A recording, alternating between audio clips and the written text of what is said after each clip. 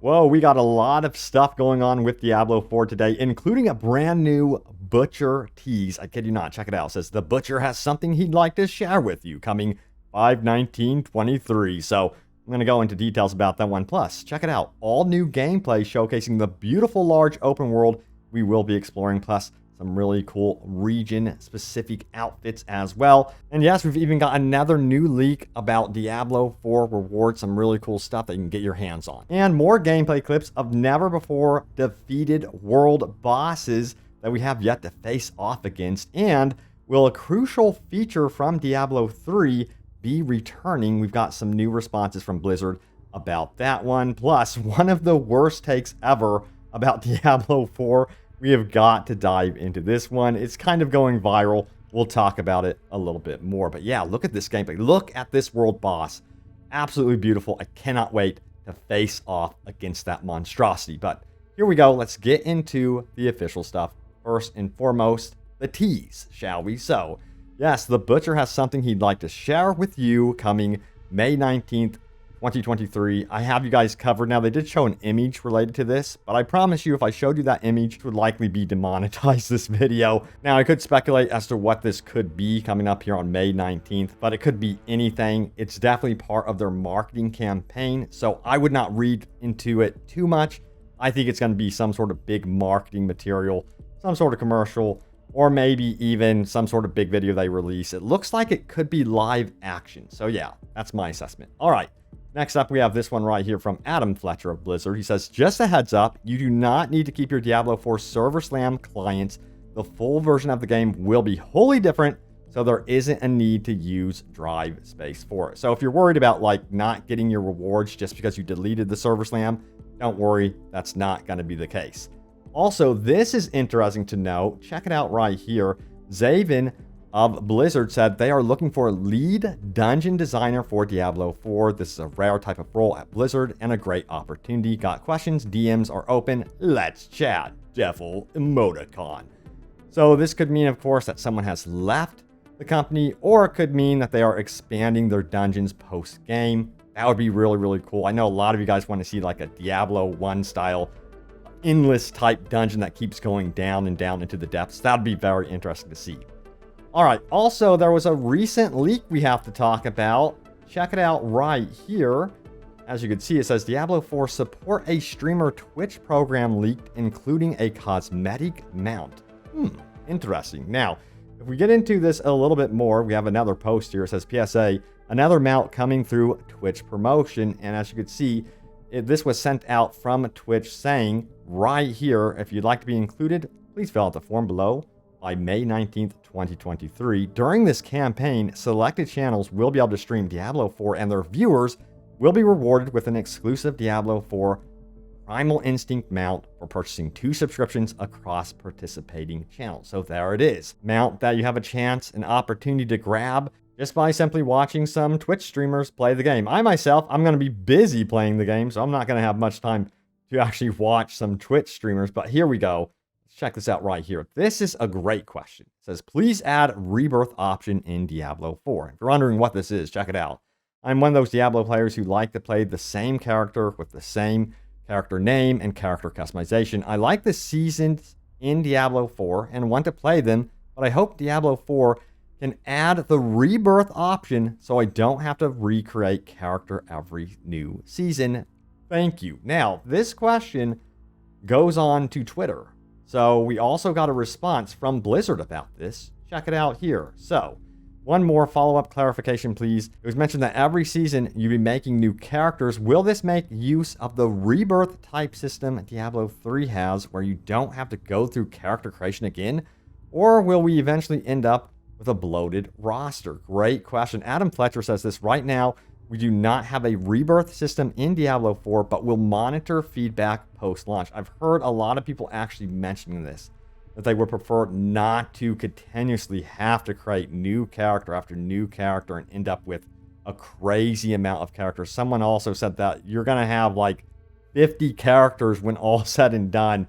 And some people just do not like that. So I'm curious to see your feedback on this. If this is an absolute must type feature, sound off. Next up, we have Adam Fletcher who says this. Today during the stream, someone asked if you could refund a seasonal blessing to get your smoldering ashes back and obtain a different blessing. Guess what? The answer is yes, you can, but there is a gold cost to do so, and it does increase each time you choose to refund. And this, of course, relates to the battle pass, but yeah, that's important to know as well if you wanted to know that. Check this out right here. It goes on to say this: let us unlock the waypoint to Nevesk at the start. Something that annoyed me every time I played the beta and started a new character was the fact that the game begins in Nevesk, but you don't unlock the waypoint, and then later on, you have to backtrack to unlock it. I know it's a minor thing, but it's annoying nonetheless. And a lot of people agree with this. I don't know why they just don't throw this into the game. I'm hoping this is actually patched into the game. It's a must, in my opinion. Now, also, this is another must that needs to make it into the game. It says, for completionists, make sure to mark down every quest you complete.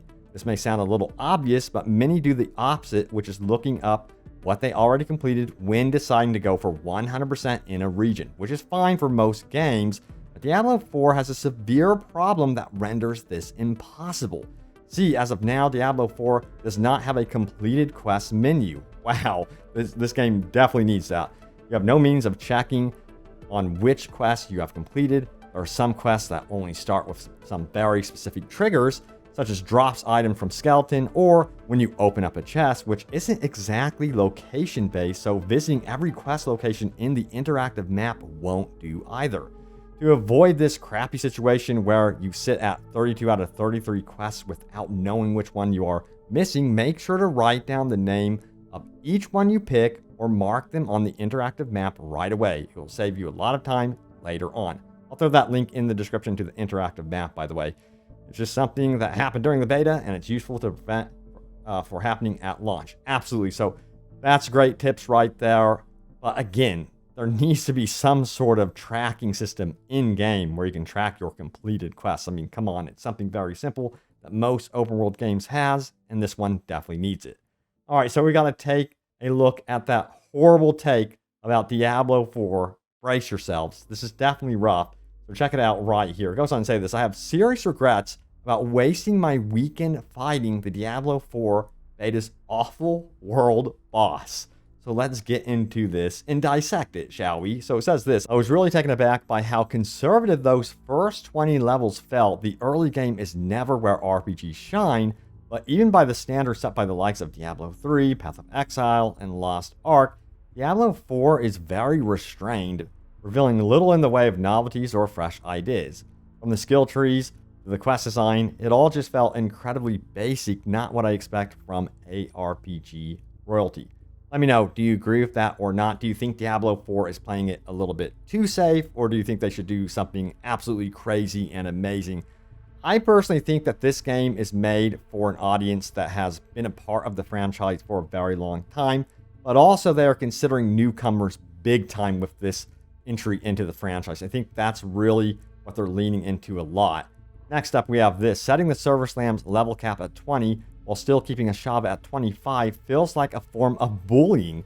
Most of the beasties' attack seem to be one-hit kill dills, littering the icy battlefield with the corpses of a lot of frustrated level 20s. Resurrecting a fallen ally is as simple as clicking on them, but you wouldn't know that from how hesitant other players were to lend a hand, even when I was in a party with them. You know, my experience with the boss, the world boss, was that people were willing to help out, but it also depended on the instance. Some people were not at all helping each other out in certain cases, and then other times I'm like, whoa, this is a great party. And those are the parties, by the way, you want to send invites to, friend invites immediately, because if you're with people, randoms, that are willing to help you out, I mean, together you can do amazing things. And the world boss is supposed to be trial and error. You're supposed to be able to die, learn from your mistakes, learn your lesson, and then go back at it again and give it another go.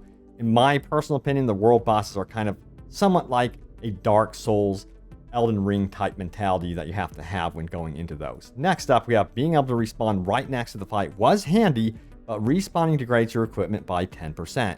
With all those one-hit kills and the awful cooldown on the evade skill, I suspect a lot of my allies were fighting without the benefits of their gear. Given that alternative, I can hardly blame them. Furthermore, it says this right here: in one Ashava attempt, I thought I was being very sensible when I teleported back to town to repair the damage, but it proved to be a terrible idea.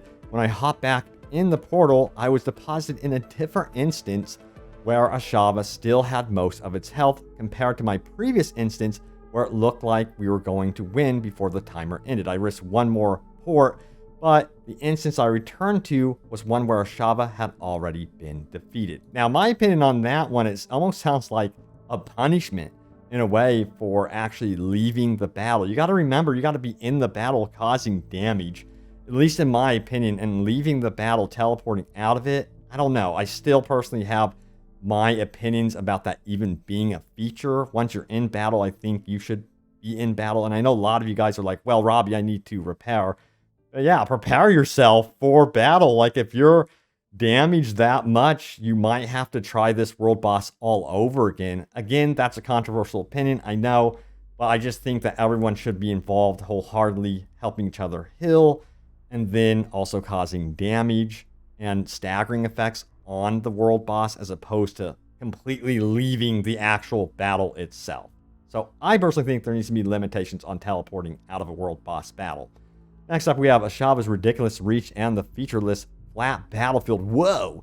Make the fight especially irritating for ranged characters, since the best way to avoid its most devastating attacks is by sticking right to its arse, at least until the phase where it starts attacking the players to its rear. But my biggest bugbear is how Diablo 4, despite being more like an MMO than ever before, fails to replicate the teamwork component that is inherent to most games in the genre. It's not supposed to be a full-blown MMO. They have gone on record saying that. This is a hybrid MMO, and as a result, you're not going to have that type of feature set in this game, of course.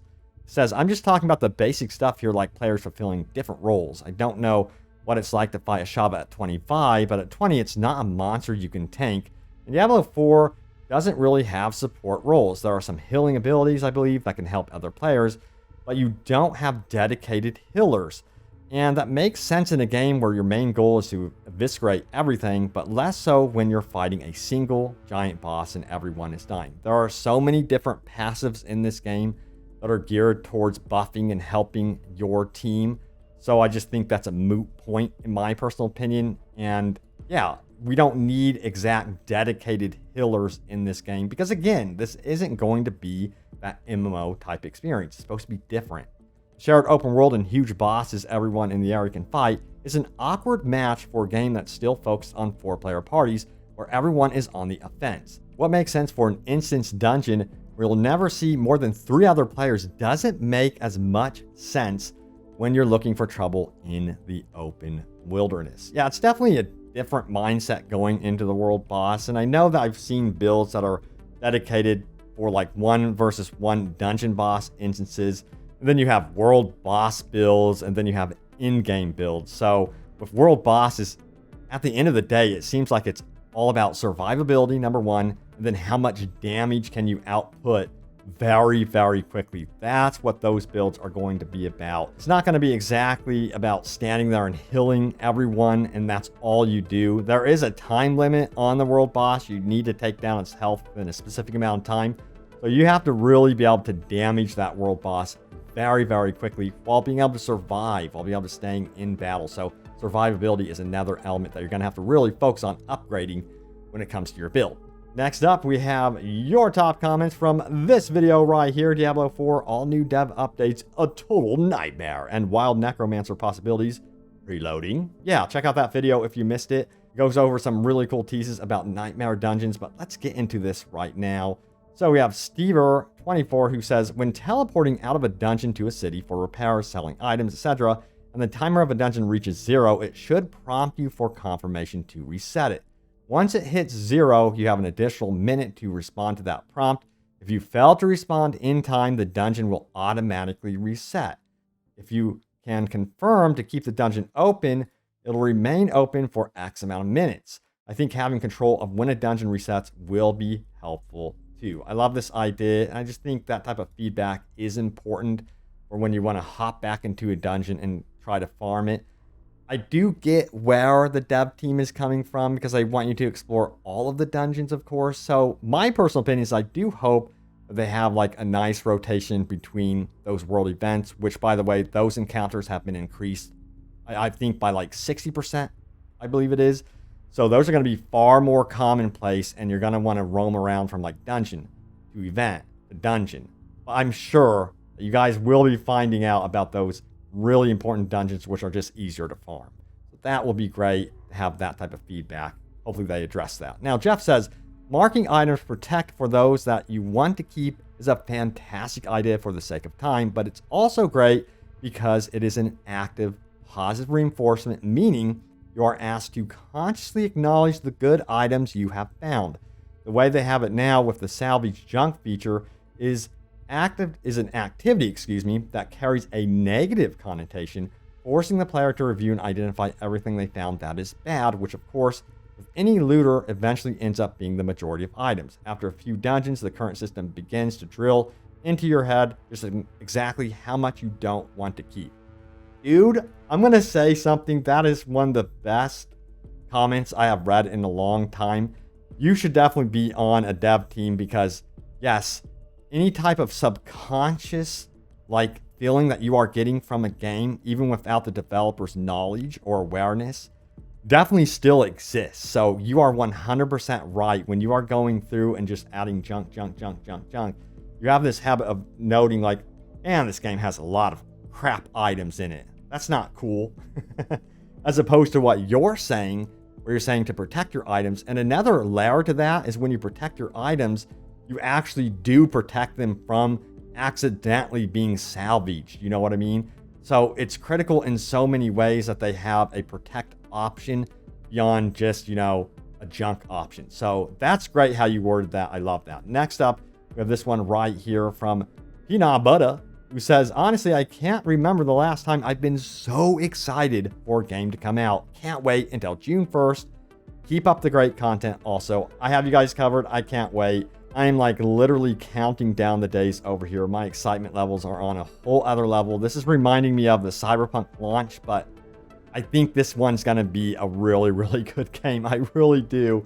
Cyberpunk had so many issues at launch, but from what we have experienced from the server slam, especially that server slam experience, I mean, I was really, really blown away with how improved the actual feeling of the game was. There wasn't much rubber banding going on with moving between zones. Love it. Anyway, thank you all so much for watching. Stay tuned here for more Diablo 4 news and updates. I have you guys covered, and I will see you all next time. Take care.